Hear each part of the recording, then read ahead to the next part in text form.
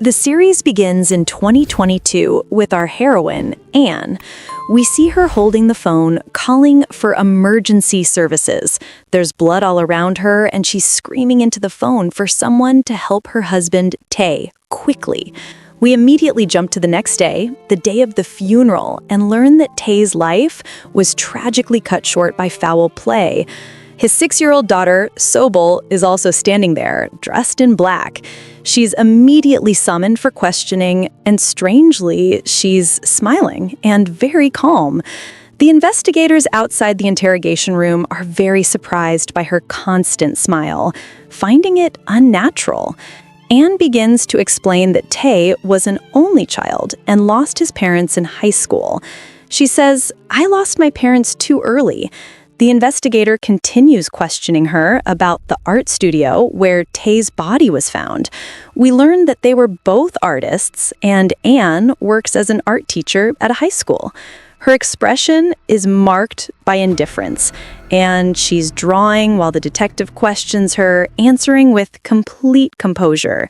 She explains that on the night of the crime, she had just returned from outside and saw someone wearing a mask leaving the studio, but she didn't suspect them of having done anything because most of the people who frequent the studio are of a similar pattern. We're surprised when the detective tells her that her husband had canceled all his appointments that night and that anyone who contacted him or messaged him had told him not to come at all, especially a certain girl whose name she knows. She explains that she and he had agreed to spend time together because they had been apart for a while, almost since their daughter, Sue, was born. The detective then shows her a picture of a scarf from the crime scene, and she clarifies that it belongs to the girl whose name she just mentioned. When the detective hints that she suspects there was something between them, she explains that it's not like that at all. She just respects Tay and sees him as a role model, not someone else.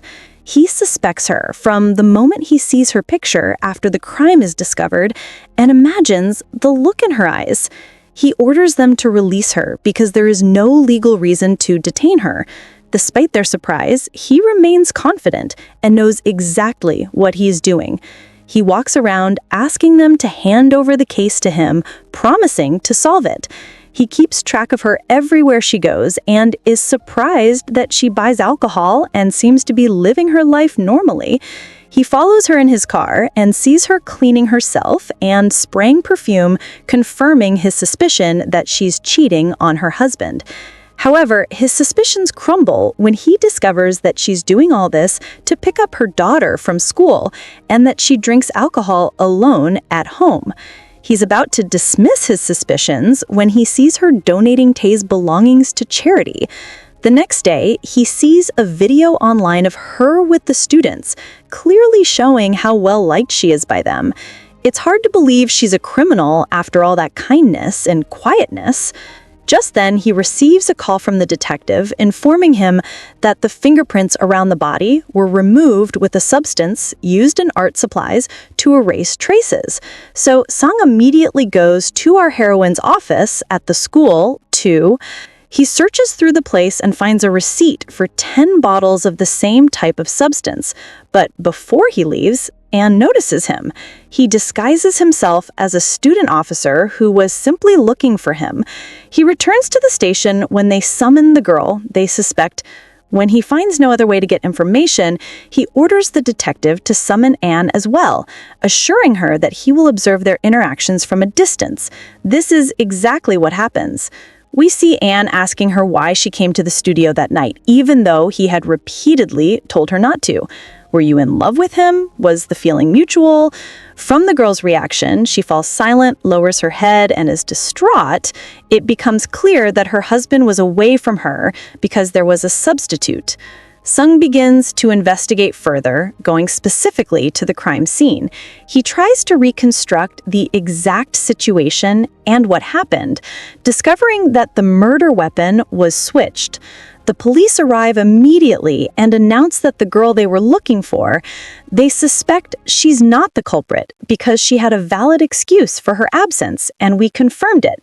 When they ask who did it, they arrest her immediately. Their son confronts her with the exact steps of the crime, as if he was right there with her. He tells her, "You entered the house ready to talk to your husband calmly and apologize for everything that happened. But you saw him in a bad state, putting on his shirt with a leg iron lying next to him and completely unsteady from drinking too much. You hit him on the head with the bottle you had with you. Then you went and stuck a tool into his neck. After that, you smeared trace-removing material to get rid of your fingerprints and switched the murder weapon with another one." He surprises her by finding the original tool with her fingerprints on it. No matter how much she tries to defend herself, claiming the fingerprints are on the tool because it's part of her art set and she just carves with it and that someone set her up, she's still not the culprit. He doesn't have any chance, and he reminds her of the picture she drew at the time of the interrogation, and he tells her, "Madam, that the cameras have proven that no one with these specifications left the studio door, exactly as you said," and he confronts her about her past, and that you, 19 years ago when you were in the shelter, had a precedent like that, and this indicates that you are a hostile person. Can you explain to me that one of them finishes the quiet, nice school or the criminal? And she will be deported with the rest of the prisoners and sleep on the ground, her heart yearning for her daughter's dress. And I wonder what she's doing now.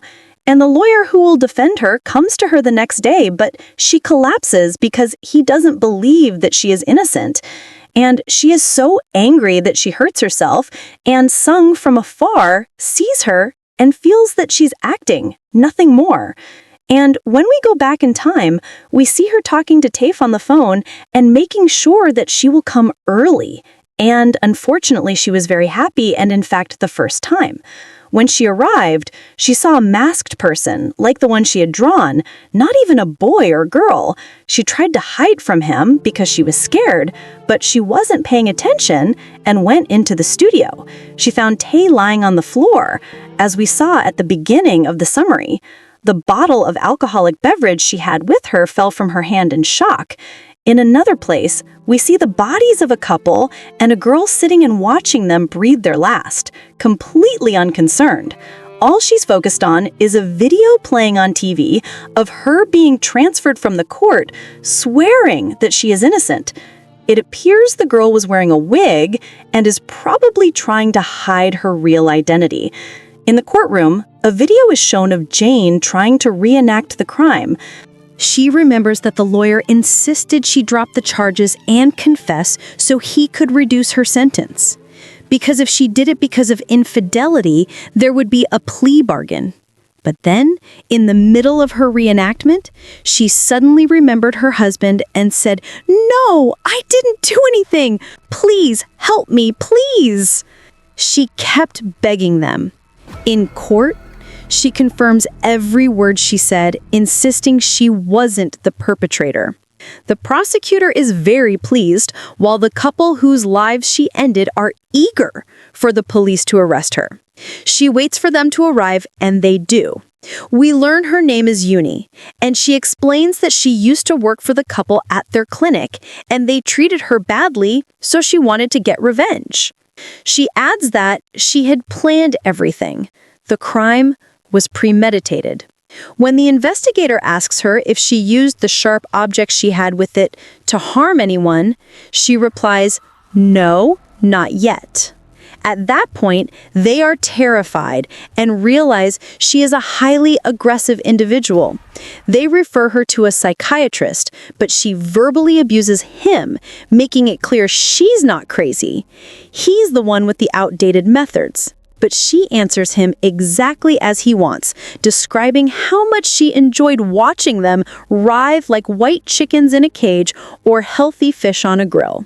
When we go to the prison, we find her lifelong friend visiting her. She's devastated because she received a very harsh sentence, almost life imprisonment, but she still has a guardian. The girl is supposed to be staying with her friend, but when she asks about her, she confesses, "My son found out you're accused of a crime and your daughter could end up like you, so I put her in an orphanage." "I'll take care of her, I promise, don't worry." She's completely distraught as she tells her, but of course she's shocked and leaves her. She goes to her cell where she's bullied by a really awful girl. She confronts her, gets angry, and runs away as fast as she can. But after a while, we discover that the girl didn't do anything at all. We find out when Uni is transferred to prison. On the way, she sees Uni being carried because she cut her head open herself. Uni keeps looking at her and remembers that she's the same girl she saw on TV. When Uni enters the university cell, another girl approaches her. She stands in front of her acting like she's the leader and starts hitting Uni.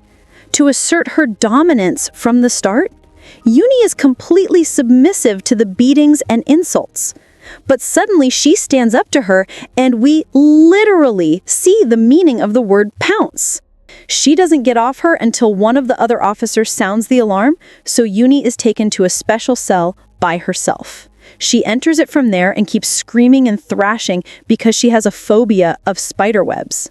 The policewoman moves her to another cell, but what we discover is that she's friends with the spider, meaning she treats it with more respect than humans. It's not a coincidence at all. She planned to be next to Anne's cell and talk to her from behind the wall, which is supposed to be very soundproof. But Uni manages to make it so they can hear each other, and she agrees to let the spider take over her entire case. But in return, she has to eliminate one of them. She explains to her that while committing the crime, she didn't manage to finish off the third person involved, so she would be grateful if she could do the job. She warns her that she knows she might not believe or trust her, but she will surprise her and take the blame for her. She asks her to check the newspapers when she returns to her regular cell and bring her news about her crime. She does so, and before the police trial, she is informed that her lawyer has withdrawn from the case.